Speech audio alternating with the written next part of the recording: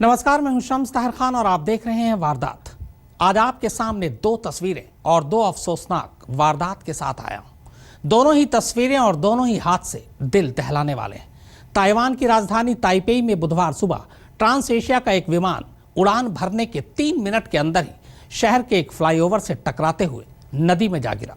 विमान में कुल 58 मुसाफिर सवार थे, जबकि दूसरी तस्वीर आईएसआईएस की दरिंदगी की वो तस्वीर है जो किसी का भी दिल कचोट दे। जॉर्डन एयरफोर्स के एक पायलट को लोहे के पिंजरे में बंद कर आईएसआईएस ने उसे जिंदा जला दिया।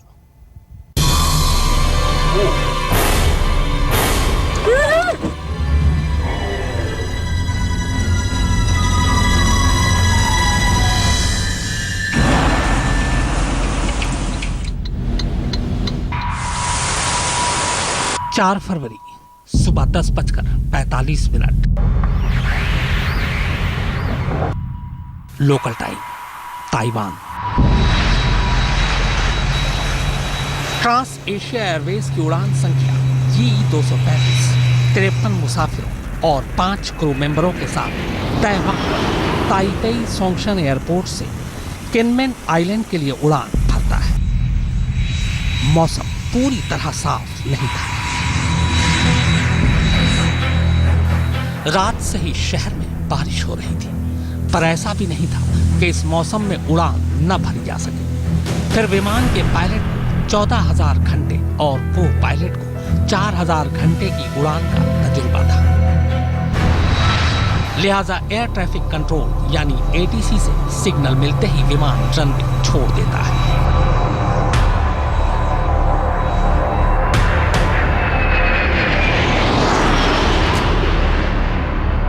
मगर रनवे छोड़ने के अगले ही पल विमान ने अभी हवा में पूरी तरह ऊंचाई भी नहीं पकड़ा था कि तभी अचानक पायलट एटीसी को विमान के एक इंजन में आग लगने की सूचना देता है और इसके सेकंड भर बाद ही उसका एटीसी से संपर्क टूट जाता है। हालांकि ये विमान सिर्फ 10 महीने पुराना था, पर फिर भी उड़ान भरते ही विमान में तकनीकी खराबी आ गई थी। मगर चूंकि विमान एयरपोर्ट से मिनट भर पहले ही उड़ा था और बिल्कुल नीचे उड़ रहा था और वो भी शहर के अंदर, लिहाजा विमान साफ नजर आ रहा था।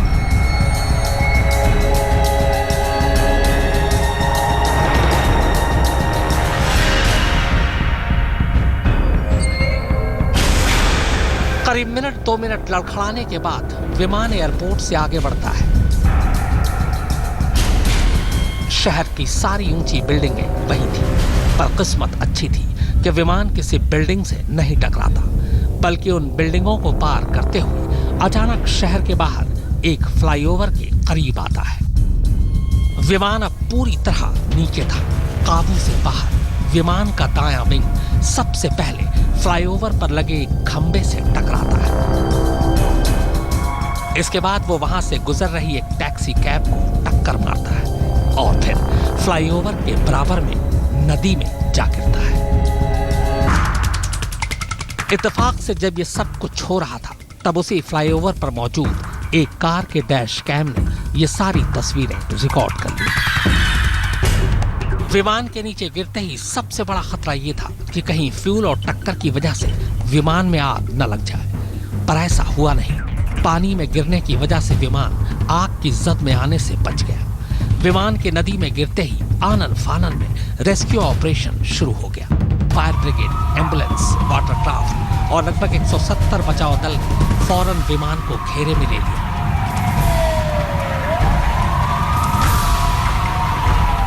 और उसके अंदर घुसकर लोगों को निकालने की कोशिशें शुरू कर दी।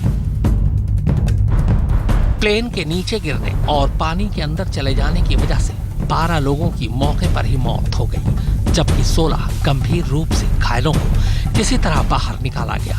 बाकी 30 मुसाफिर अभी भी लापता थे। आशंका है कि वो गहरे पानी के अंदर चले गए हैं। उन्हें बचाने की पूरी कोशिश की जा रही है। पर कमाल देखिए कि जिस टैक्सी कैब से विमान क्रैश होने से पहले टकराया, उसके ड्राइवर को सिर्फ सिर में चोटें आई और वो भी खतरे से बाहर बताया गया है।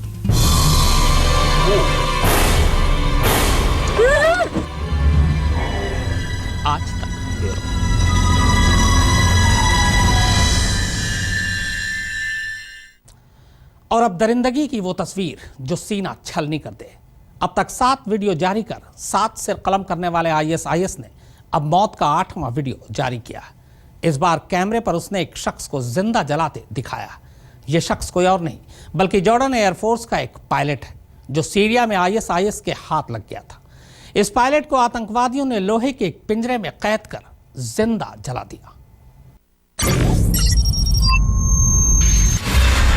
3 फरवरी 2015 सीरिया में आईएसआईएस के कब्जे वाला इलाका। पिछले करीब 6 महीने से नारंगी रंग का यह कपड़ा मौत का दूसरा रंग बन चुका है। आईएसआईएस ने जब भी यह कपड़ा जिसे पहनाया उसे ही मार डाला, पर ऐसा पहली बार था जब आतंकवादियों ने कैमरे पर किसी को जिंदा जलाकर मारा हो। नारंगी रंग का वही कपड़ा पहने लोहे के पिंजरे में कैद इस वक्त जो शख्स आपके सामने है वो कोई और नहीं बल्कि जॉर्डन एयरफोर्स का एक पायलट है जिसके लड़ाकू प्लेन को सीरिया में मार गिराने के बाद आईएसआईएस के आतंकवादियों ने करीब महीने भर पहले बंधक बना लिया था। नाम मोए सूफी यूसुफ अल कासिसबाह।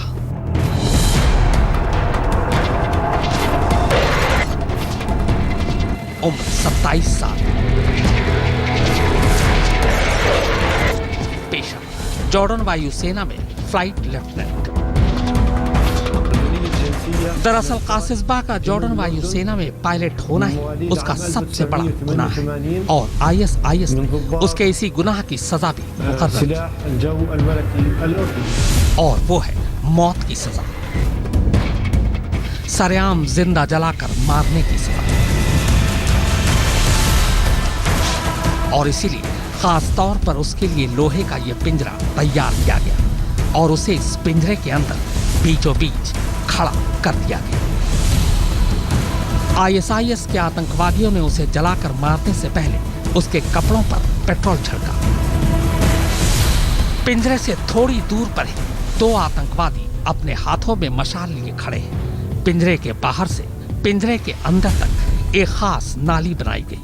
उस नाली में बाकायदा पेट्रोल बह रहा है। अब उन दोनों में से एक आतंकवादी मशाल जलाता है और झुककर जलती मशाल से नाली में बहते पेट्रोल में आग लगा देता है। आग लगते ही पेट्रोल की लपटें भड़क पड़ती हैं और तेजी से पिंजरे और पिंजरे में खड़े कासिसबाह की तरफ बढ़ती है। इसके आगे की तस्वीर अब हम आपको नहीं दिखा सकते क्योंकि इसके आगे बस देखते ही देखते पूरा पिंजरा और पिंजरे में कैद कासिसबाह आग के गोले में तब्दील हो जाता है।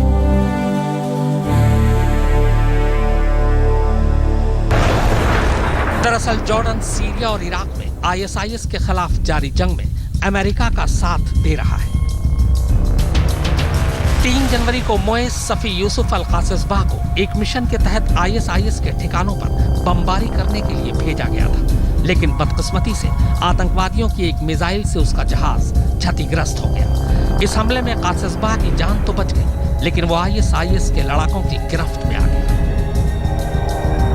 जॉर्डन की सरकार ने उसकी रिहाई के लिए आईएसआईएस से बातचीत भी की, तो आईएसआईएस ने उसके सामने अपनी खतरनाक महिला आतंकवादी साजिदा अल रिशावी को छोड़ने की मांग रख दी, जिसके लिए जॉर्डन सरकार तैयार भी थी। लेकिन बावजूद इसके आईएसआईएस अपनी बात से पीछे हट गया और उसने कासिसबाह को जिंदा जलाकर मार दिया। इतना ही नहीं, आईएसआईएस ने कासिसबाह की मौत का वीडियो बनाकर उसे इंटरनेट पर भी जारी कर दिया। बदले में जॉर्डन ने कासिसबाह की मौत का बदला लेने के लिए साजिदा अल रिशावी और अलकायदा के एक और खतरनाक आतंकवादी जियाद अल कारबोली को फांसी पर लटका दिया और इसके साथ ही ये भी ऐलान कर दिया कि वो कासिसबाह की मौत के जिम्मेदार आतंकवादियों को बख्शेगा नहीं। वैसे आपको बता दें कि आईएसआईएस पिछले 1 हफ्ते में अब तक 3 बंधकों को मौत के घाट उतार चुका है। कासिसबाह, हारून याकूबा और केंजी गोटो। इतना ही नहीं, उसने ये भी ऐलान किया है कि जो कोई भी जॉर्डन में उसकी वायुसेना के पायलटों को मारेगा वो उसे 100 सोने के दीनार इनाम में देगा।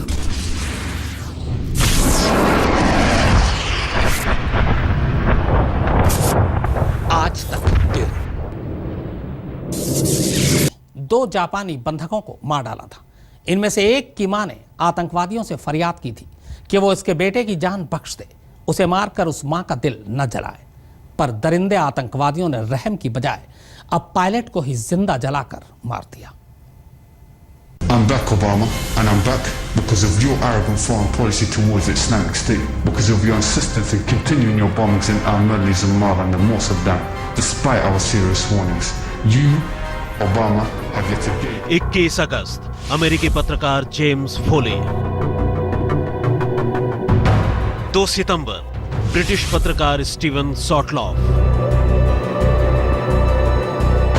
13 सितंबर ब्रिटिश मानवाधिकार कार्यकर्ता डेविड हिंस। 3 अक्टूबर ब्रिटिश बंधक एलन हेनिंग। 16 नवंबर यूएसएड कार्यकर्ता पीटर कैसी। 24 जनवरी 2015 जापानी कारोबारी हारुना युकावा। 31 जनवरी 2015 फ्रीलांस जापानी पत्रकार केंजी गोटो। इंसानियत के गले में छुरी चलाने का यह सिलसिला शुरू तो हुआ था 21 अक्टूबर को, लेकिन खत्म कब और कहां जाकर होगा ये फिलहाल कोई नहीं जानता। एक तरफ बेटे के सिर पर नाचती मौत, Just like how your government has made the foolish decision to pay 200 million to fight the Islamic State, you now have 72 hours. あと残された時間はわずかです。 और दूसरी तरफ अपने लाडले को बख्श देने की फरियाद करती एक अभागी मां। एक तरफ धमकी की डेडलाइन पूरी हो जाने पर आईएसआईएस की ओर से जारी की गई ये घड़ी, और दूसरी तरफ जल्लादों से अपने नागरिकों को छोड़ देने की फरियाद करते जापानी प्रधानमंत्री। मगर अफसोस, इन तमाम फरियादों, अनुरोधों, गुहारों, अपीलों, गुजारिशों का हासिल कुछ भी नहीं हुआ। बल्कि यूं कहें कि इन गुजारिशों की ओट में पूरी दुनिया जिस करिश्मे की उम्मीद पाले बैठी थी, आखिरकार वैसा नहीं हो सका। जल्लादों की इस दुनिया में न तो कोई करिश्मा मुमकिन था और न हुआ। और दुनिया के सबसे खौफनाक आतंकवादी संगठन आईएसआईएस ने एक एक कर दोनों जापानी बंधकों का सिर धड़ से अलग कर दिया। बल्कि न सिर्फ अलग कर दिया, ऐसी गैर इंसानी हरकत की एक एक पल की तस्वीर कैमरे में कैद करने के बाद उसका वीडियो भी दुनिया के सामने जारी कर ये बता दिया कि उनसे बड़ा बेरहम और उनसे बड़ा वहशी इस दुनिया में कोई हो ही नहीं सकता। आज तक ब्यूरो। तो वारदात में फिलहाल इतना ही, मगर आज तक पर खबरों का सिलसिला लगातार जारी।